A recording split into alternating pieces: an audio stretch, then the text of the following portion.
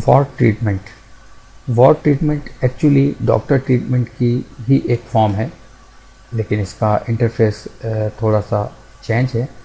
उसकी वजह ये है कि लेट सपोज एक पेशेंट अगर हमारे पास एडमिट हो जाता है हॉस्पिटल में और ये डॉक्टर्स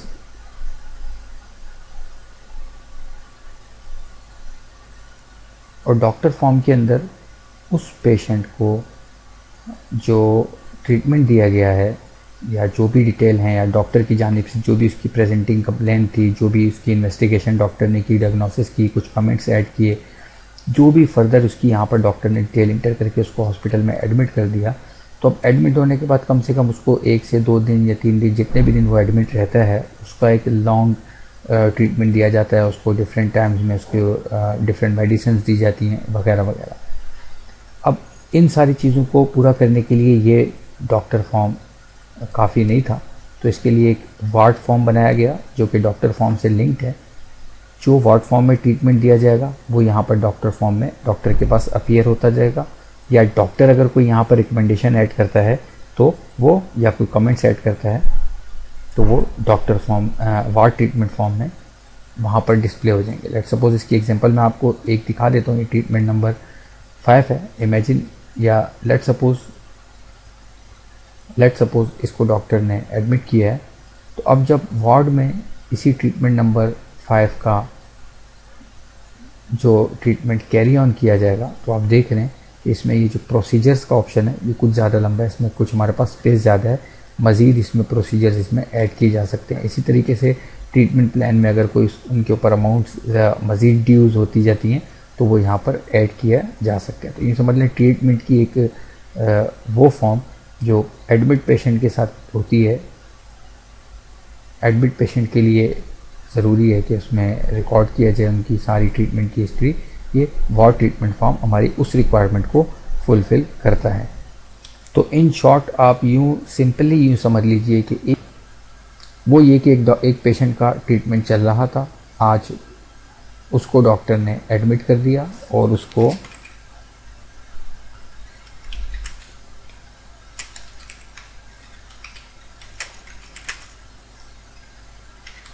लिख दिया कि admitted in hospital for XYZ further treatment. किस डॉक्टर ने एडमिट किया, यहाँ पर डॉक्टर अपना नाम सेलेक्ट कर लेगा। नाम सेलेक्ट करने के बाद रिकॉर्ड सेव कर देगा और स्लिप बना के हमको एडमिट वार्ड में भेज देंगे। अब एडमिट वार्ड में जब वो पेशेंट आता है तो आगे उसका जो ट्रीटमेंट होगा वो यहाँ पर होगा। ये हमारे पास ट्रीटमेंट नंबर जो भी था, लेट सपोज हमारा ट्रीटमेंट नंबर 5 था, तो वो ट्रीटमेंट नंबर 5 यहाँ पर देखें, क्योंकि उसका ट्रीटमेंट ऑलरेडी क्रिएट हो चुका है तो इसलिए यहाँ से दोबारा ट्रीटमेंट क्रिएट करने की ज़रूरत नहीं है, क्योंकि उसका ट्रीटमेंट और उसकी स्लिप ऑलरेडी बन चुकी है। तो आपने उसकी स्लिप पे से उसका ट्रीटमेंट नंबर देखना है, यहाँ पर कर्सर रखना है और सर्च पे क्लिक करके ट्रीटमेंट नंबर 5 था मिसाल के तौर पर एंटर किया और फर्दर आपने आगे उसका ट्रीटमेंट स्टार्ट कर देना है। जो भी वार्ड का स्टाफ होगा या वार्ड के डॉक्टर्स होंगे, लेट सपोज वार्ड के डॉक्टर ने इमीडिएटली उसको जो है 1 AM पे पैनाडोल मेडिसिन दी, जिस डॉक्टर ने दी, लेट सपोज डॉक्टर सामा नवीद ने दी। तो ये सारी इन्फॉर्मेशन इसी तरीके से सीक्वेंस में जब तक वो पेशेंट एडमिट रहेगा ये सारी इन्फॉर्मेशन सेव होती रहेंगी। इसी तरीके से आप देख रहे हैं कि यहाँ पर नीचे वो डिटेल जो डॉक्टर शोएब ने उसको एडमिट करते वक्त फीवर या जो भी चीज़ें एंटर की थी वो सारी डिटेल यहाँ इनके सामने भी आ रही होगी। इसी के मुताबिक वो यहाँ पर देखकर ट्रीटमेंट करते रहेंगे। तो वहाँ OPD और वार्ड ट्रीटमेंट आपस में सिंक रहेगा।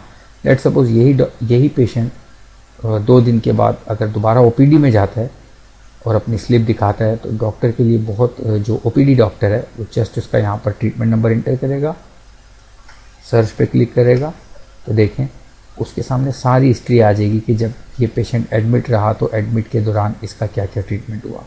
तो ये बड़ा एक यूज़फुल फीचर है कि पेशेंट एडमिट हो या ओपीडी हो, उसकी जो भी हो, सारा रिकॉर्ड एक हिस्ट्री मेंटेन होती जाएगी, जो कि एक पेशेंट को अच्छा ट्रीटमेंट देने के लिए एक बहुत यूज़फुल ऑप्शन है।